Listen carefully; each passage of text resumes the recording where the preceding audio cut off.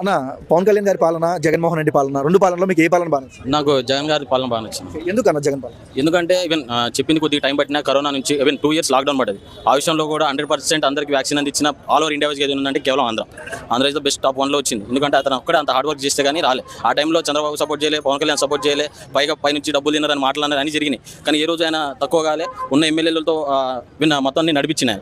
అప్పుడు ఫుడ్కి సంబంధించి ర్యాలీలు పెట్టడం కానీ, ఆ వ్యాన్లు పెట్టించి ఫుడ్ అందించడం కానీ, ఇంటి దగ్గర ఉండి అందించడం కానీ. ఈరోజు వాలంటీర్లసే లేరు. 5,000 మంది ఉద్యోగాలు పీకేసారు. నెలకు 10,000 ఇస్తున్నారు. 10,000 కాదు 5,000 కూడా ఇస్తలే. ఈరోజు పింఛన్ వాళ్ళు ఇంటికి పోవాలి, కేంద్రానికి పోయి అది తంబేసి మరి తీసుకోవాలంటే డబ్బులు పోలింగ్ సెంటర్కి పోయి ఎంత ఇబ్బంది పడతారు. అప్పుడు జగన్ ఉన్నప్పుడు వాళ్ళు వాలంటీర్ల ద్వారా ఇచ్చిండు. అది వాళ్ళు చాలా హ్యాపీగా ఫీల్ అయ్యారు. మరి ఇంత మంచి చేసినప్పుడు ఎందుకు జగన్ ఓడిపోయినాడు మరి?